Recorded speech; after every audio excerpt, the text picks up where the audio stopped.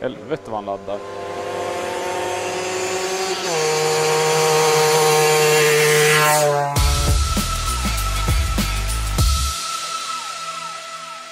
God morgon. God morgon. Läget? Ja, det är jättebra. Vad är det som händer idag då? Ja, det är dagen D. Nu kör vi ju vårt egna riksdag Honda-rally här. Så jag får inte vara här med en Yamaha då? Nej, det är helt förbjudet.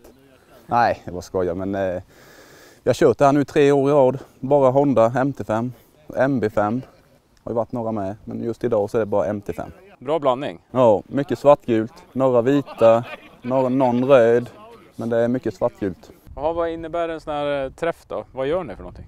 Nej, vi är som ett glatt gäng som åker runt här och stannar och tjötar lite och äter lite och tittar på lite olika grejer. I eftermiddag sen så blir det ju att vi byter lite grejer, cylindrar, motorer, allt möjligt som gäller Honda MT5. Det är riktigt trevligt. Bor alla här runt omkring eller? Nej, det är ju Rasmus och sen Fredde. Mina pojkar, det är vi som bor här omkring, men sen är det ju mycket från Skåne, Halmstad och neråt. De började åka igår kväll då, eller vadå? Ja, det är några som har sovit över här i natt. Annars blir det så drygt för dem att åka på morgonen. Och hur kom du på den här idén då att ni skulle ha mopperally? Ja, det var Rasmus och jag som, när vi startade den här klubben så körde vi ju han och jag då, och sen sa vi måste ju liksom utöka och hitta på något. Då kom vi på det här med bara som ta ett Honda MT5-rally då. Sen har det blivit poppis, men nu är det ju svårt i de här coronatiderna. Det känner man liksom, det är väldigt svårt att få upp folket. Det är ju det här med avstånd och allt sånt här då ju. Folk är rädda för att bli smittade. Men nästa år så tror jag det blir bra uppslutning om det här släpper nu med restriktioner och grejer. Vad är det för jävla grej? Det är lite kolvringsvassen när porten är så bred. För det låter jävligt kul. Min är likadan. Därför när man har så bred port så blir det lite slappt i kolvringen. Ja, för det låter Så kul. smäller kolven så som man i med dubbla kolvringar så du får knasterna bakåt istället. Ja. Tjena! Hej! Läget? Fint moppe då. Ja, det är ju det va? Jajamän. Och hur kommer det sig att du har trillat in på det här Honda-träsket? Ja, det är väl dels att jag hade en likadan 1990. Köpte ny när jag var 15. Sen nu när barnen börjar bli lite större och man får lite mer tid och så här, och jag var bara sugen på att köpa en moppe igen. Och det gjorde jag. Och gjorde i ordning den, och sen så har det byggt på med ett antal till i garaget som håller på att mecka med på fritiden. Vad ska man säga, det har blivit kanske lite väl många mopeder i garaget kanske. Beror på vem du frågar. Men hur många mopeder har du människa? Jag har 7 MT5 och en MB5 som jag håller på med. Så ja, det har ju blivit en liten lätt störning kan man väl säga. Tycker min fru i alla fall. Men. Så jag har 2 med mig idag för jag har en kompis som har fått låna en med. Och det här är ju den ena då. Ja. Det är ju en 1990 svartgul MT5 som jag har gjort i ordning. Ja, jag har väl gjort allt med den egentligen. Helt omlackad och motorn är i ordning gjord och allt är tipptopp kan man väl säga. Jaha, och så har man packning med sig om man ska åka på mopperally. Ja, det måste man ju verkligen ha. Sån här har jag med mig. Första förband. Jaha. Det måste man ju ha ifall något händer. Ja, jo. Det är ju rätt bra. Mackor. Och sen det viktigaste. Bensin. Det klarar man ju inte utan för då kommer man ju inte så långt. Jag brukar med mig 5 liter extra. I och med att vi kör så långt så klarar vi oss aldrig på tanken ju. Så det är ju nästan 7 liter i dem, men man behöver ha med sig en 5 till. Du har ju värsta tröjan med Honda på också. Ja, man är ju rätt nördig egentligen alltså.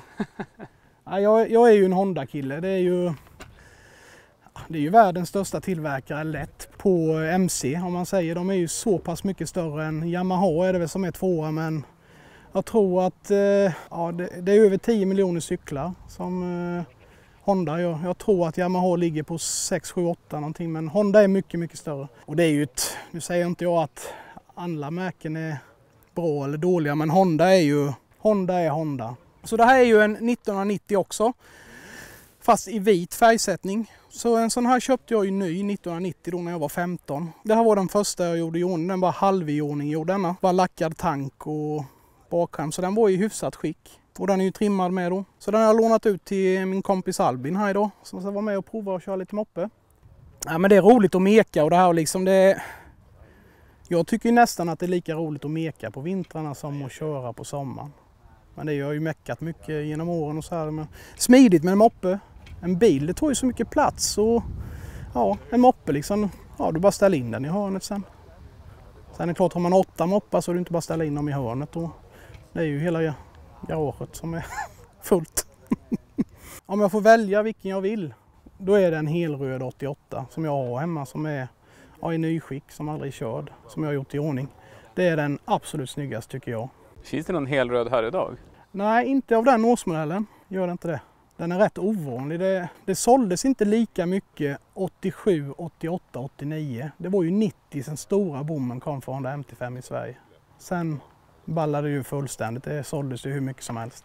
Man kan säga 90 till 93, 94 någon gång, då såldes det mycket. Sen kom ju, jag kan inte exakt året, men sen kom ju Reijo.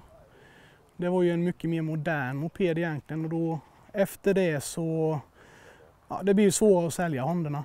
Sista årsmodellen Honda Sverige tog hem var 96. De tog hem så många cyklar då så sålde de väl dåligt också. Så alla som är från 96 till 00, det är egentligen 96er. Så de sålde allt eftersom då. Här är då den är ju troligtvis en 88-89 då med en MT8 motor på. Alltså 80 kubiks motor. Såldes aldrig i Sverige. Fanns nog i Tyskland och Holland och lite sådana länder. 1990 är den här. En av de mest sålda skulle jag vilja säga.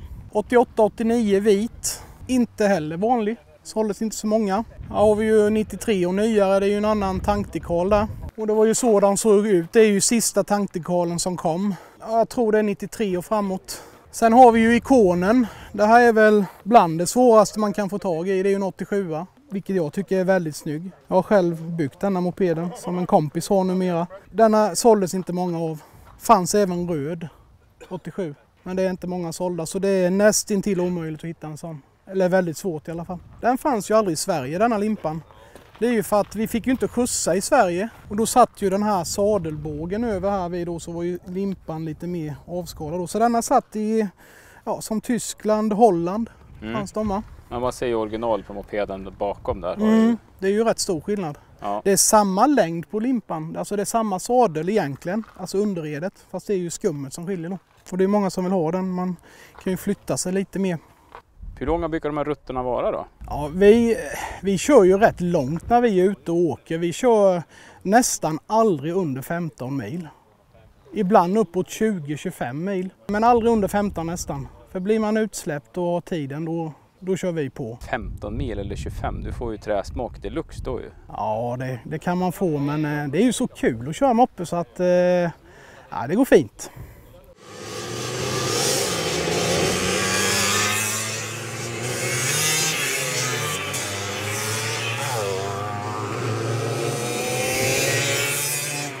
Hur många är det som startar idag då? Jag tror att vi blir runt 16-17 stycken. Det är en lagom skara för vi ska ju hålla ihop med under resans gång. Det är ingen som kör ifrån varandra och sådär utan man väntar ju på varandra. Vad är det för rutt ni kör då? Är det mycket grusväg eller vad? Vi försöker hålla oss till grusväg för om man säger MT:n är ju fenomenal grusåkare. Den är, för att vara en så gammal moped så är den så bra på grus. Och jag ser att några av de här mopederna är ju viktkompenserade. Ja, i och med att man är mer vältränad idag så måste man ju viktkompensera. Och det har ju nästan alla. Det blir lite roligare att åka. Och så är det ju så som det var när man var 15. Det är ju nästan samma trim man har idag fast kanske lite värre. Man kanske har puttat cylindern och lite annat. Ja, de går fint gör de. Helvete vad han laddar.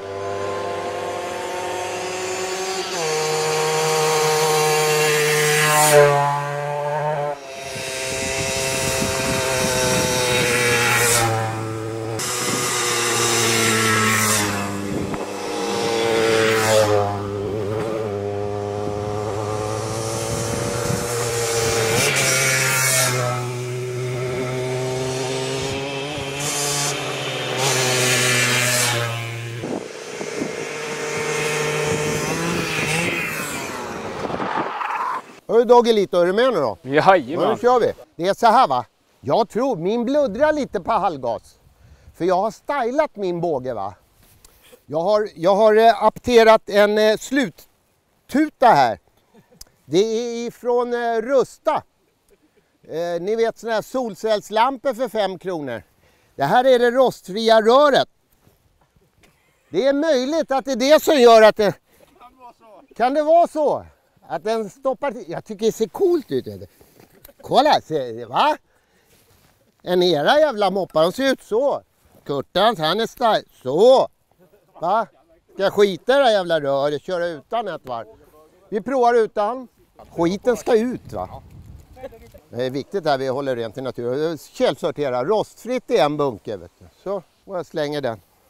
Men du är från Skåne? Jajamän. Så hur lång tid tog det för dig att ta dig hit då? 2,5 timmar ungefär. Med släp. Ja, med släp. Jag tänkte det var bra trimmat då för 2,5 timmar. Men hur kommer det sig att man åker hit upp för att åka mopperally? För att gubbarna här uppe, de är helsköna. Ja, det är en lång runda. Alltså det är värt att köra så långt för att få köra en så lång runda. Den är ju 20-25 mil att köra moppe. Jag menar, man ligger inte och kör typ 25 mil hit för att köra 5-6 mil liksom. Nej. Det är det inte värt. Så därför, ja, Honda är ju Honda, det är ju så. Ja, men hur kommer det sig att det blev Honda för dig då? Ja, man hade själv en Honda när jag var 15 så det var ganska givet. Vad hade du för färg? En gulsvart. Min ser ungefär likadan ut idag som den gjorde då. Har du flera mopeder då eller? Ja, jag har egentligen 14 stycken. Nej, du skojar. Men inte bara MT5, jag har 4 MT5. Men det mesta fungerar inte, det mesta ligger nerplockat i lådor. Jag har 2 nu MT5 som fungerar. Ett litet hopaplock av grejer jag hade på hyllan för att min kompis skulle låna den ut till träffen. Ja, vad har du gjort här? Bodefält var det här? Och... Jajamän. Han har varit där och byggt ett lager och backboxar och alltihopa. När jag hämtar motorn så satte jag på cylinder och har fått en annan kompis till att fixa med toppen lite. Och en original förgasare. Luktar ju gott också när man åker. Ja, det gör ju det. Där finns ju faktiskt en 2-taktsolja nu med jordgubbslukt. Fast den luktar allt annat utom jordgubb. Och nu är det viktigaste av allt. Så. Mycket snack på dig. Mycket snack och lite verkstad. Men det går undan. Jag kan ju säga så här då. Jag är ju en gammal mopperskille och åkt alltså vad vi kallar för gammal moped klass 2 30 moped. Och så är min kompis här delar i mig att det är sånt här man ska åka. Vet du. Filma lite på min båge nu också. Ja, jag ställer mig här så du ser den. Så. Och då garvar jag åt ruppen och säger vad fan det där är ju sånt där som ungdomarna åker på. Det här är en 83. Inga blinkers, inga överdrivna grejer. Men vad åkte du för typ av moped när du var liten? Ja, då åkte man ju Crescent, vet du. Mm. Jag är ju född på framsidan, östra sidan, Stockholmskille. Där fanns inte puck. Man såg en push, man kunde inte ens uttala. Wow, och så var det läder på tanken på dem, de var jävla balla. Ja, det såldes bara på västkusten, fanns bara återförsäljare där. Så vi åkte Crescent, eller de killar vars farsa hade stålar, de åkte Syndap. Va? Mm. Bor du i Stockholm eller? Nej, jag bor i Skåne, vet du. Så är det. Man blir aldrig av med sin dialekt, så den blir fördärvad, det blir den. Men försöka härma skånska, det går inte. Jag tror det är ingen som misstar dig för att du inte är stockholmare. Så är det. Hör du hade roligt i Karl på tanken. Du, det här är ju ett litet monster. Ull i fårakläder. Ja, men det är en fräsig moped det här ju. Du, de är likadana allihopa här, vet du. Ja. Så att det är ingen som behöver bräscha för någon annan. Och det tyckte jag var ett kul koncept, det här med en Honda-träff. Alla åker samma skit, så är det. Eller samma grejer. Vi kör rätt mycket hemma vid, alltså ett gäng. Vi har ju själv de här heter ju Vrigstad Two-Stroke. Vi har ju själv en liten grupp hemma vid. Som heter Munka Blaurögers. Jag kan inte. Så det är lite fräckt. Så vi är ett gäng som brukar köra ganska ofta. Sen jag och han som har lånat mig nu idag, vi ibland bara tar jag och han en sväng på kvällen liksom. Ja, det blir några mil. Men det här, det liksom har varit för mig, det har varit en ungdomsmopeder. De åker ju sånt här. Raju och Motor Hisbollah och vad det nu är. Jag liksom tyckte det var för modernt. Ruppen har byggt här flera stycken och han har ju åkt på den här då. Det är i alla fall i år som jag har sett den, sneglat på den. Så var vi väl ute och åkte och jag sa, fan, kan jag inte få prova den där? Så fick jag prova den här och jag sa, Ruppen, för helvete, jag vill ha en sån. Kan vi inte byta? Jo, sa, men jag vill ha den blåa hemma i ditt garage också. Så fick han den. Så jag bytte 2 mot den här.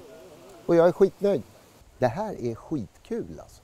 Det är det, va? Det här, jag fattar inte att jag inte har gjort det här tidigare. För det här är kul alltså. Och hur kommer det sig att du har tagit dig hit upp? Jag vet faktiskt inte hur det började. Det var ju några stycken han intervjuade innan. Ja. Kristoffer. Vi åkte hit för 3 år sedan och blev betna som fasen av det. Men känner du det här gänget sedan tidigare eller? Nej, genom internet. Genom Facebook hittade vi dem och så hade de ett Honda-rally då. Att man är Honda-åkare så går man med i alla grupper som man kan tänka sig. Ja, så sa de att de hade aktiva körningar uppe och tänkte, ja men det kan vara kul. Och för er som har problem, om det inte går att laga med silvertejp grabbar, då är det bara att lägga ner skiten. Jag hade Honda när jag var 15 men ville väl egentligen haft en Yamaha DT för de var större och då, man ville ju ha en motorcykel när man var i den åldern. När man är gubbe så är det roligare att ha en moppe som liknar moppe och då vill man inte ha det där stora. Utan man vill ha det lite udda, mindre. Och Hondan är ju lite nättare, den är ju lite speciell. Och bra ram, motorn är bra, liksom så det blev väl bara det. Jag körde den vita med svart tank. Det är svart tank bara för att den vita tanken läcker. Så det är quick fix för dagen, tyvärr. Den ska vara helvit då ju, för tanken. Jag håller mig kanske inte så där jättemycket till original när jag bygger dem, utan jag gör dem lite roliga istället. Den här har ju då gipdungshållare och en liten bygel för packväska. Så jag försöker hitta någon sån här roligt koncept, liksom lite nabbadäck. Jag gillar att hålla dem ner, många här höjer sina moppar, jag gillar att sänka dem för de tycker den går bättre på löst underlag när jag har lite närmare marken. Hittar man det där som man gillar så samlar man ju tyvärr. Så det gäller då plats.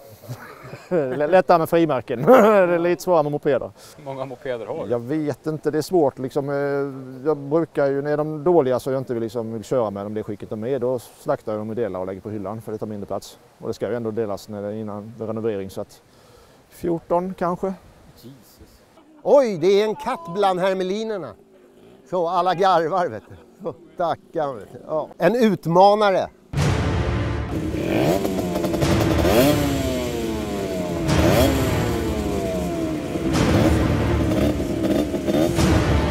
Där.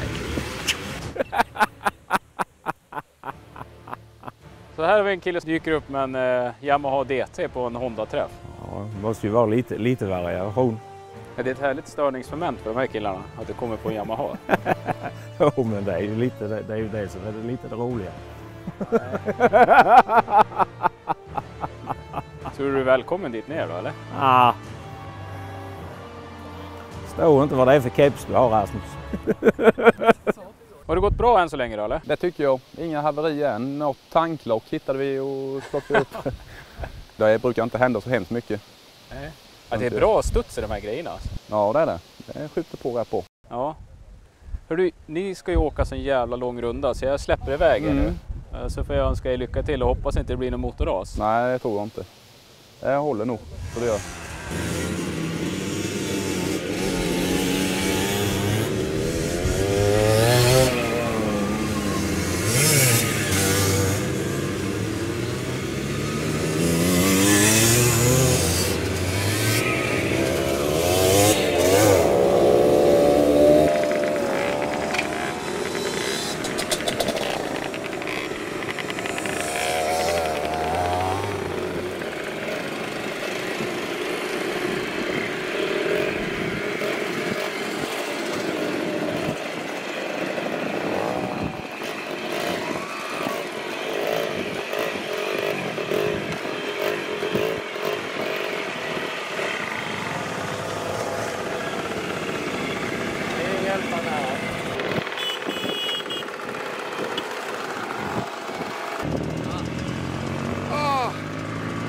Det är en liten del av grejerna.